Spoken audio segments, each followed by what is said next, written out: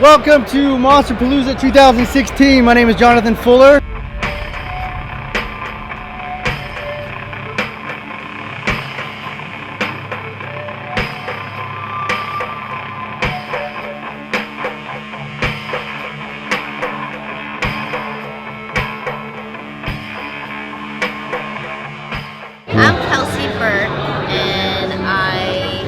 Like to think I do special effects. My name is Joe Holland, and I do special effects makeup. My name is Brent Collins, and I just started. So this is all experience, but it's good.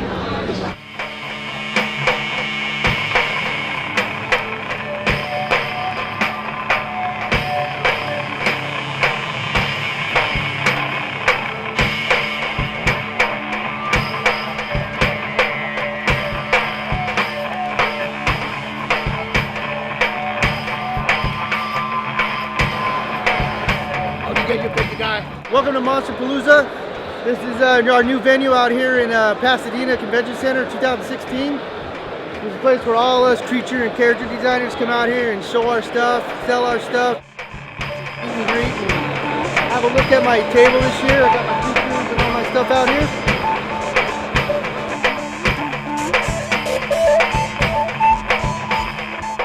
Hello everybody, I'm over here at Sandy Calora's table. And we're going to take a look at some of his amazing work, and we're also going to take a look at his amazing creature and character designer series books. So Sandy, why don't you tell us what it is that you do and what brings you to Monsterpalooza?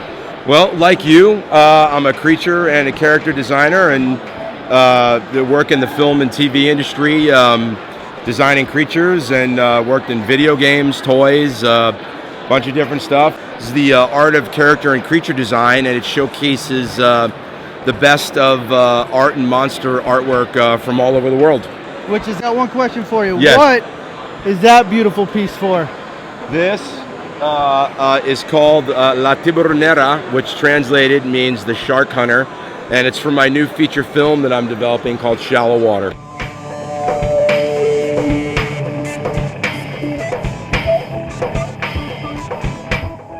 All right, I'm over here at Mikey Rotella's table, and I'm going to introduce you to this guy because he's freaking amazing, awesome, and cool.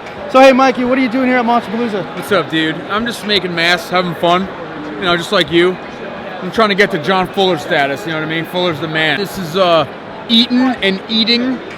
Look, they're connected by Velcro right here. It's companion masks. I'm bringing back the old school companion Halloween mask. The ice monkey right here. It's kind of like a monkey version of a Yeti, not so much apish, you know. It's kind of a tribute to the Matterhorn Yeti. I got the Warmonger here from American Werewolf in London.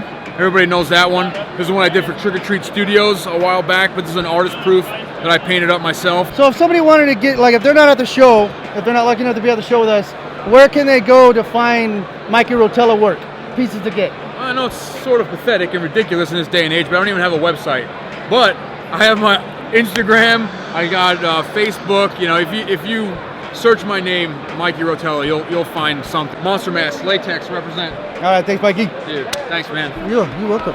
I'm over here at Charlie Hernandez's booth. He's got some amazing masks over here at Monsterpalooza 2016. You guys have to check this stuff out. Hello. Oh yeah, say hello, Charlie. Hi everybody.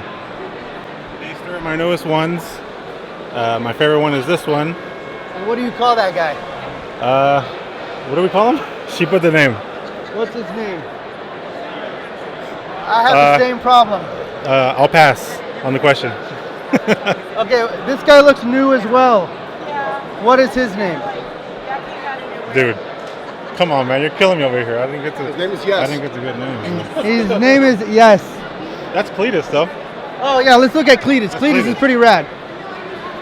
This guy turned out fantastic, by the way. Thank you. I love it. Are you having a good show? Dude. If you don't know who Steve Wang is, Joe, you shouldn't even be watching this channel or watching this show right now. So Steve, we're here at Monsterpalooza 2016 in Pasadena. Why don't you explain to everybody what it is, your new company, which is called Elite Creature Collectible. What you guys do? We basically do a combination of licensing creatures from movies, and we make collectible busts, a 1-to-1 scale, to 1/3 scale, and smaller. And then we also do a lot of original pieces like our Medusa and my aliens.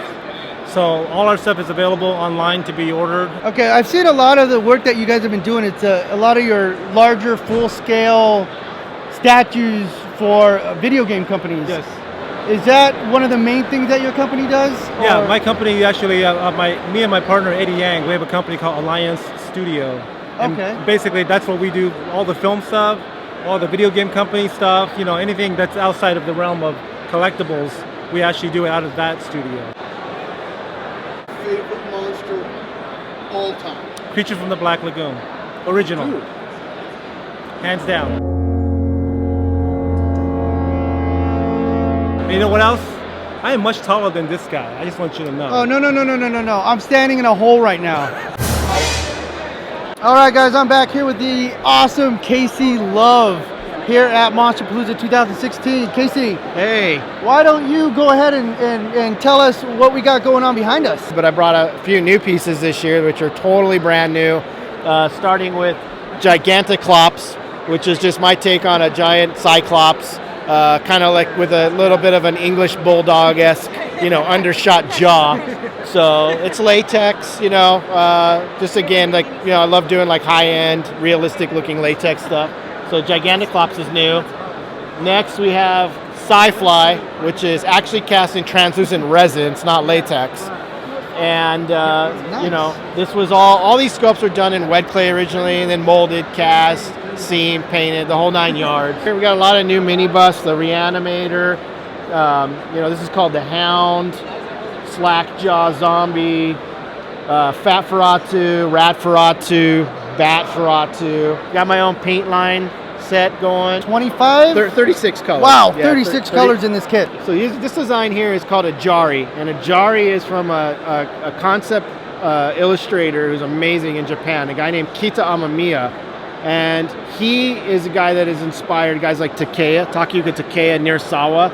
All those guys followed his work. This is my take on that character, but I didn't go far off the design. I mean, that's him, but it's got some of my influence in it and some of my design aesthetic in it. But I wanted to do it, and it's cool because, of course, like none of my stuff ever looks like that Japanese style. Right. But this does, and I love that how the whole thing came out. It just came out really bitchin', but it's an homage to him, No, it's beautiful. Yeah, it's his character. All the hair work that's on it, of course, is my wife Melissa. Love did all the hair work on it, which is Tell us what your favorite creature or monster is.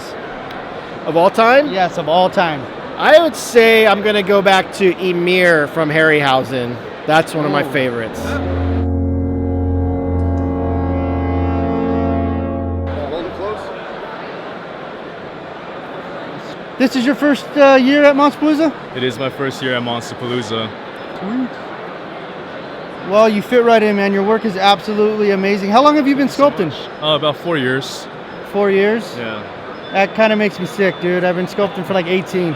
No way. Oh my gosh, Yeah. your work must be awesome. Well, you're pretty awesome too for only 4 years. No way. Thank you. Appreciate You're it so welcome. much. Man, these guys with these 4 years and no years and being badasses. If you had to think of your favorite creature or monster, what would it be? Definitely Xenomorph. Nice. All right, guys, here we are watching Jordy Shell do a sculpting demo at Monsterpalooza 2016. And I think, yep, he's doing Michonne from The Walking Dead.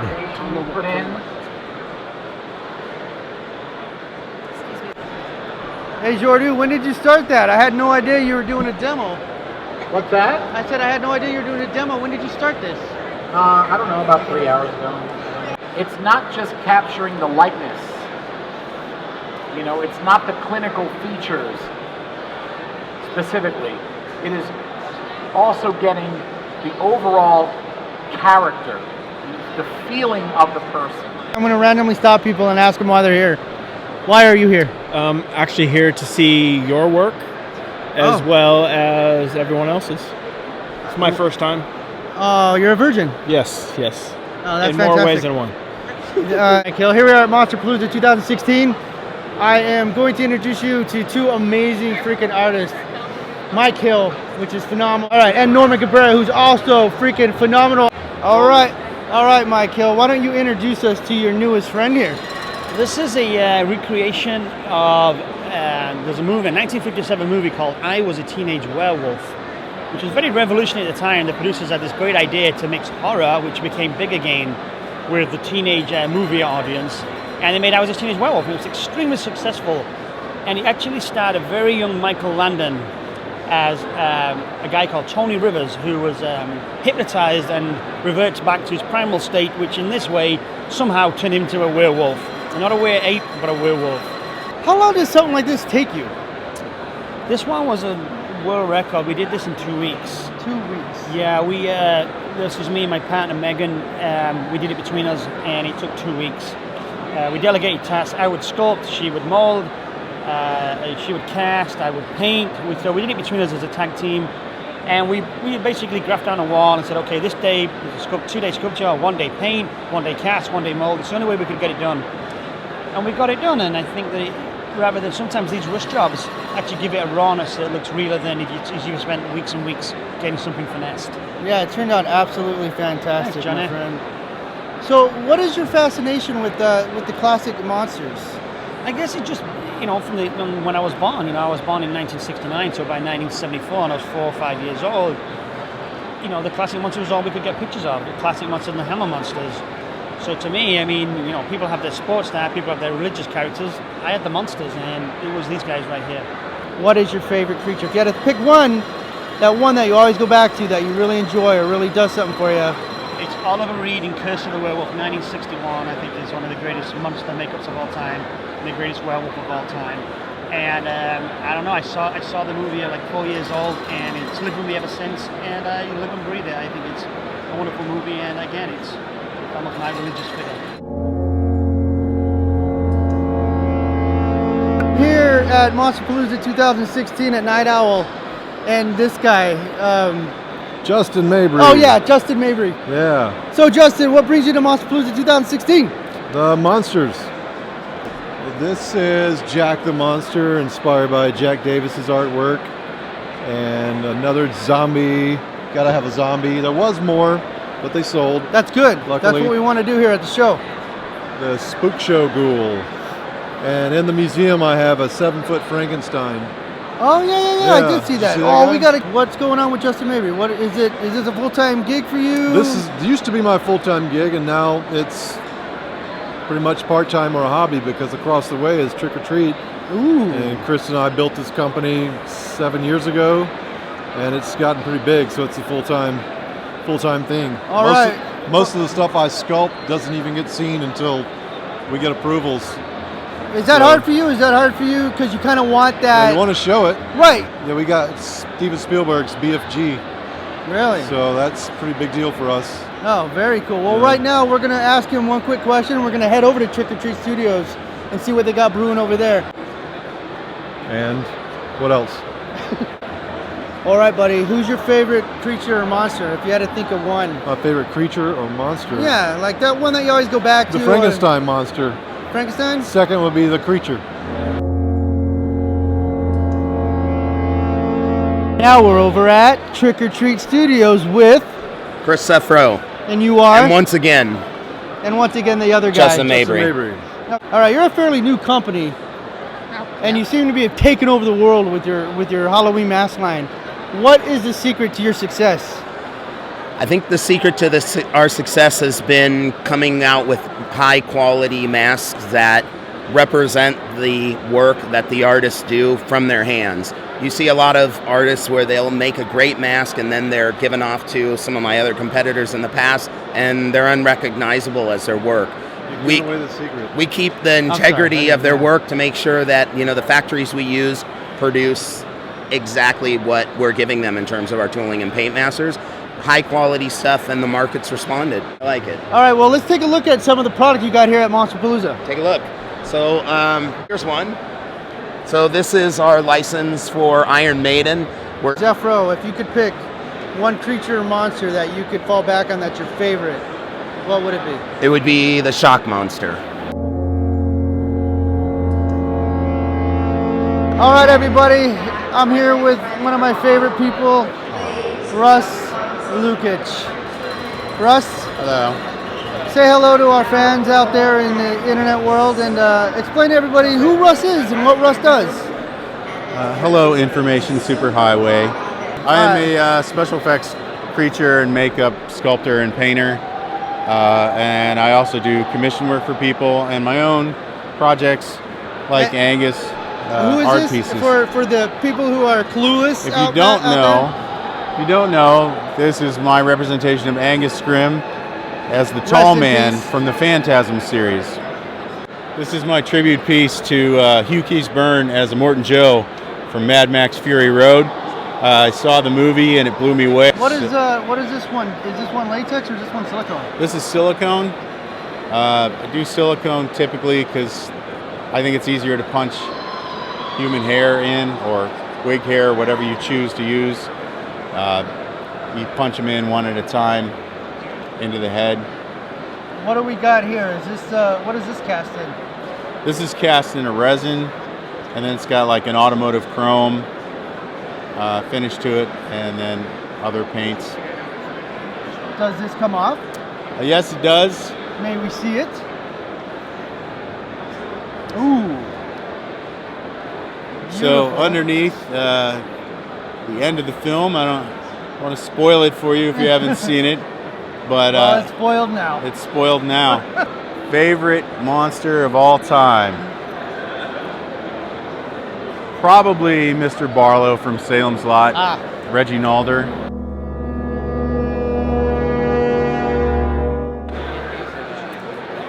We're at Monsterpalooza 2016 here in Pasadena, and Dienzo, what do you do, man? So I do the kind of creepy, cute, big-eyed, monster, scary stuff. I try to do what I can, share my stuff, and get into some monster geeking out. This is what I do in the wee hours of the night to keep my sanity. You know, kind of a side gig. Yeah. So I work for Cartoon Network. Tell them some of the projects you work on Cartoon Network. So I head up the creative for consumer products. So we do like toys for Adventure Time and regular show and apparel and stuff at Hot Topic. If you had to pick your favorite monster, I know it's a cliche question, but if you had to think back and you're always falling back on that one creature or monster, what is that one that's always tough, dude. yeah? Don't make me do that. It's I know. like picking my children. I can't do that. All-time favorite. Will they take your toys away? Oh, they're going to take your gonna toys take my away toys without away. answering the question. I would say the Universal monsters. Of those, All of them? He didn't answer the question. Okay. Dracula. Yeah.